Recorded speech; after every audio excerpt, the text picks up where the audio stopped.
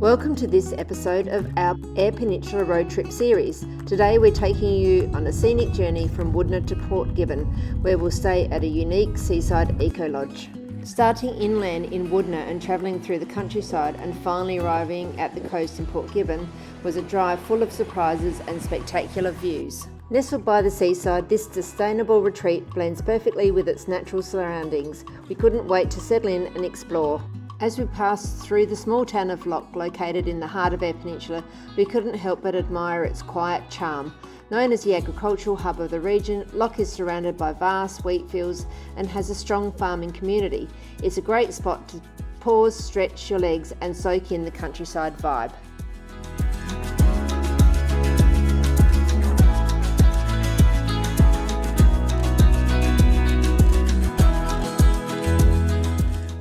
Arriving in the small town of Rudall, we were greeted by more iconic silos, an ever-present reminder of the region's rich agricultural heritage.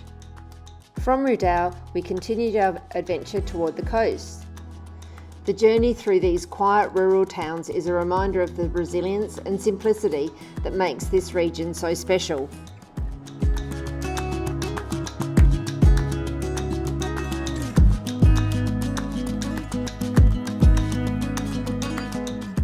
The next town we drove through was Cleve, one of the larger towns in the Eyre Peninsula. Known as the heart of the Eyre Peninsula, Cleve is a thriving agricultural centre with a real welcoming community feel. We took a quick driving tour around town, passing by its charming streets, local shops and well-kept parks. Cleve is a great place to pause and experience a slice of country life. Its heritage buildings and laid-back vibe make it a memorable stop on any road trip.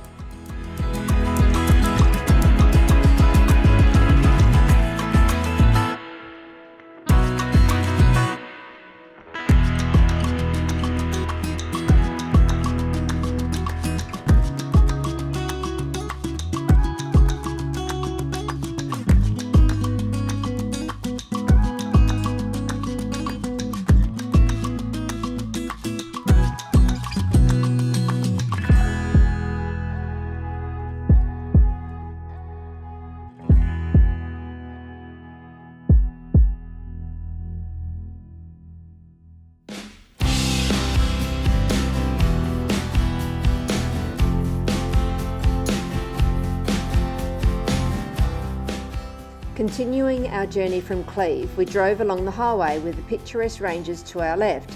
These are the Middleback Ranges, located on the eastern side of the Eyre Peninsula. Known for their rich iron deposit, these ranges have been a source of iron ore for over a century, particularly to feed the Wallaroo steelworks. Intrigued by the scenic countryside, we decided to take a spontaneous detour onto an unsealed road. This path led us deeper into the heart of Eyre Peninsula, revealing the region's natural beauty and rural charm.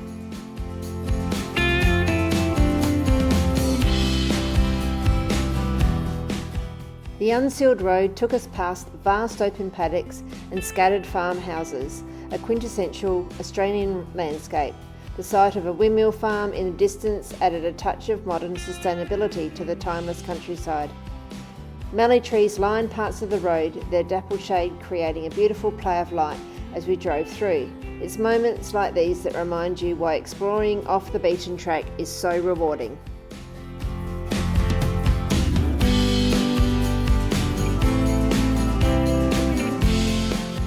After soaking in the serenity of the countryside, we navigated our way back onto the sealed road. The contrast between the rugged tracks and the smooth highway was a reminder of the diverse roads this region has to offer. Cow not very far ahead of us, I think probably only 12 k's. 12 k's, okay, a bit further than I thought. Before we knew it, we were back on the Lincoln Highway and continuing our journey toward the coast.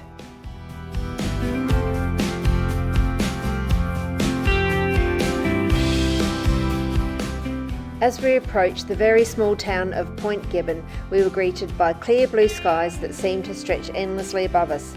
The real showstopper though was a breathtaking view of the brilliant blue sea sparkling in the sunlight.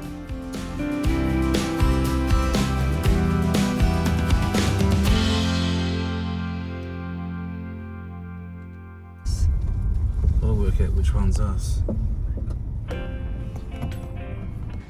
It's good. This is our accommodation at Point Gibbon. Oh, this is cool. It's very nice. Kitchenette. Hello. A comfy lounge looking out at the ocean. I look at your bath, though. Pod coffee. The bed's in a nice spot. Hold that, please. Looking out over the ocean. Righto. Make out you're getting in the bath. Oh, In you go. well, I have to get out again. Yeah, you have to get out. Just want to see you in there with you. Don't take your clothes off. Look at that, how big it is. Perfect. Glass of wine? Yes, thanks. Alright, I'll pass you back to the hostess, the mostess. Hang on. Thank you.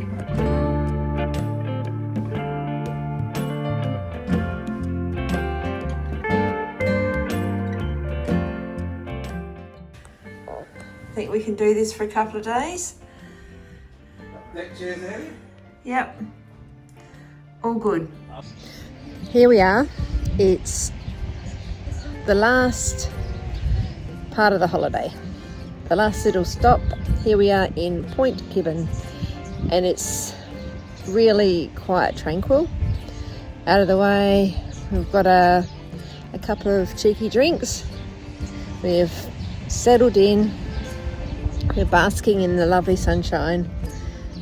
We've got our beautiful little eco hut. And got good company, sunshine, and waves out the front. We even had some dolphins. Got the birds tweeting, and we're just going to enjoy the bit of serenity for a couple of days before we head home. Sounds good to me. Sounds good? That's good. Cheers. Cheers, though.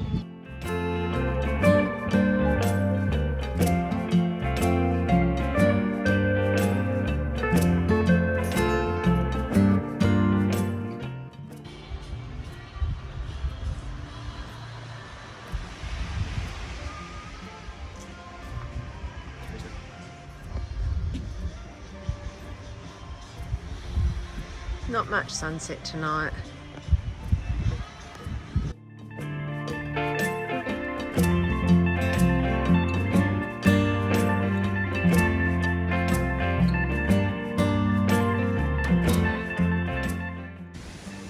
Here is the beach at Point Gibbon. Got a bit of seaweed, but look, full moon, waves crashing in. A little bit of sunset. Oh, and there he is. Yeah. There it is, the little villa. Eco villa. Sun setting in the sky.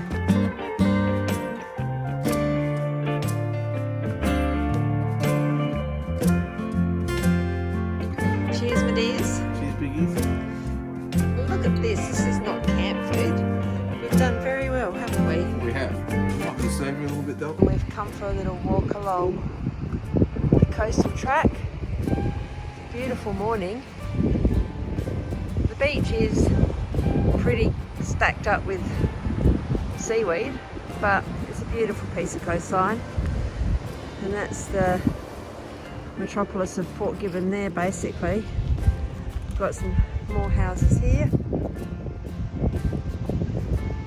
So this is a midwinter's day in South Australia on Eyre Peninsula.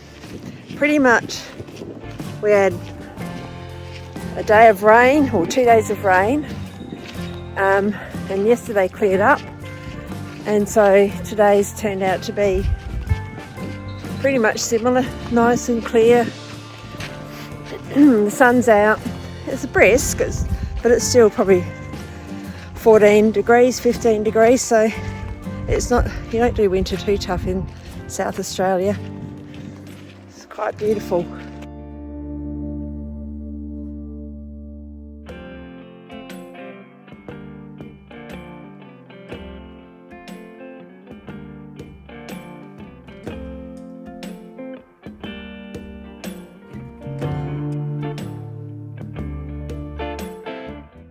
nice spot to pull the van up, definitely.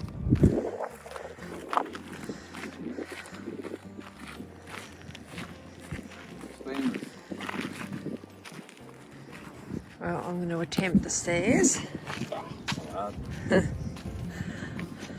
No, it's not.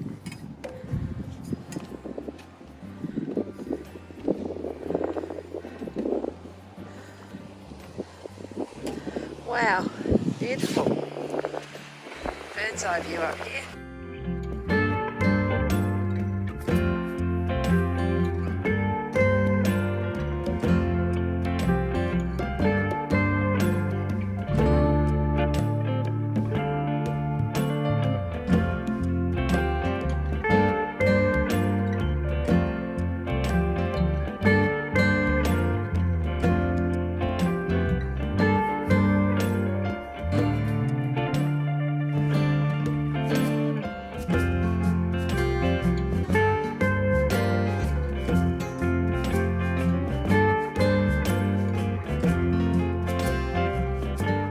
This is the road to get into all these nice camp spots.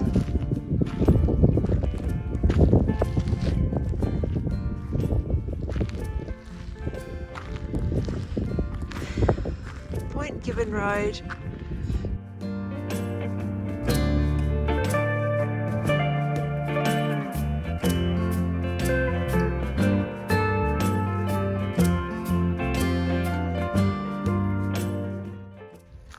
Go back to where we came from. Yep. Beautiful day.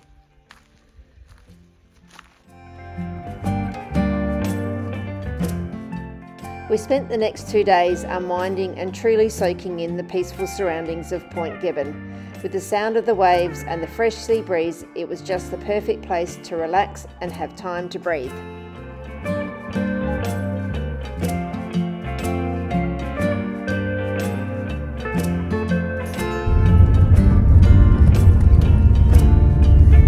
We are departing Port Gibbon and we are heading towards Cow and Lucky Bay, and we're going to show you what it's like to ride on the ferry across to Wallaroo. Now we are not too bad at travelling through on oceans and stuff because we've done cruises, but the wind is picked up, so I wonder if it's going to make any impact. What about you? Yeah, I think we've got our sea leads, we're okay. I think we'll be fine. But yeah, we'll show you what it's like to travel on the ferry from Cow to Wallaroo with a car.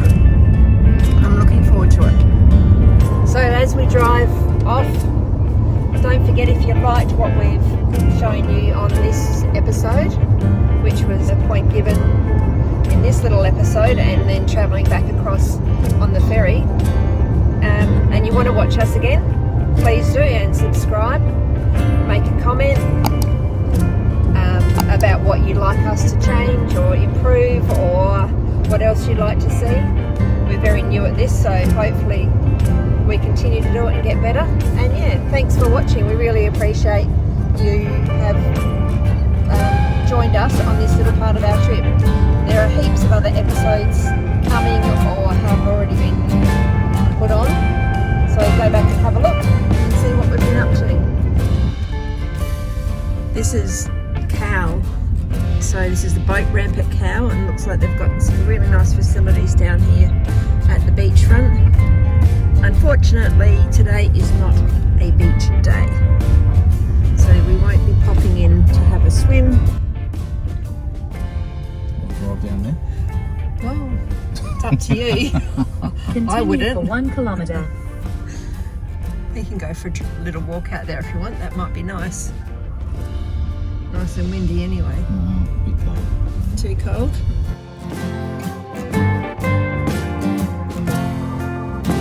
Nice silo art at Cow. Man with his camel. And some Lincoln parrot. The Cow silo art, completed in September 2019, features a striking mural of local identity, Lionel Deer and his camel Darmentina. Lionel is celebrated for his contributions to the community. The artwork symbolises the strength and resilience of the cow community, especially during the challenging times like severe droughts. Give us the beer up. Here we go, the turn off. Taking the ferry from Lucky Bay to Wallaroo offers a unique travel experience across the Spencer Gulf. The ferry journey covers approximately 60 kilometres and takes about 2.5 hours. In contrast, driving from Lucky Bay to Wallaroo requires a longer route around the Spencer Gulf, typically taking about 7.5 hours. While the ferry provides a more direct path across the Gulf, you have to consider the ferry schedule as well. So therefore, if the ferry schedule aligns with your travel plans, it can save significant driving time and offer a relaxing alternative to the lengthy drive around the Gulf.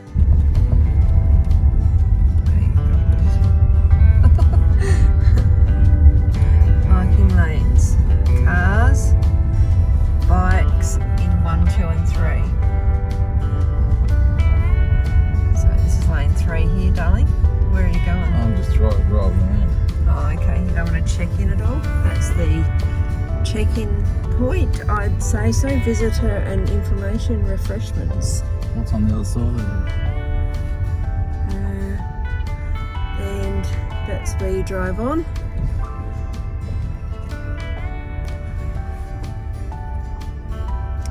And this is the port management area, I'd say. Is it the term you use, salubrious? Could be. This is salubrious. I'd say it's a bit different, unusual. Thanks.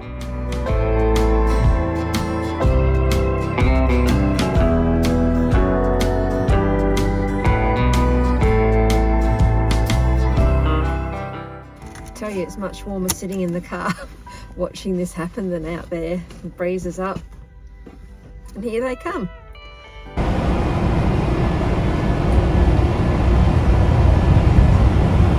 There we go.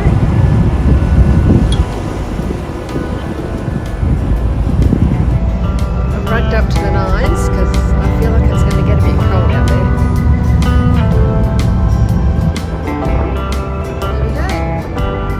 Spencer Gulf Seaside passenger ferry service. Please ensure your car has the handbrake Someone on over here and parked for in the space. If you need to return to your vehicle to check, please do so Here we now, go. as there will be no access to the start. car deck once the vessel has departed. We've got a We windmill. carry all the Department of Transport regulation.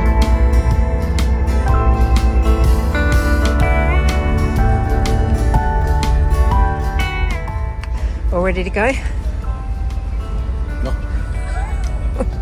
I'm springing over there. No worries. How was getting on? Not too hard, was it?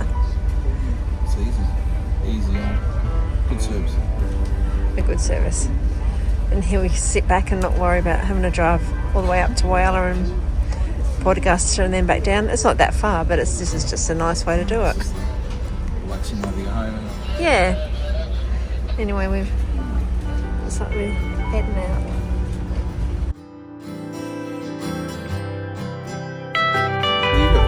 Enjoying your ride. Yeah. It's getting a bit lumpy, isn't it? Nah, no problem.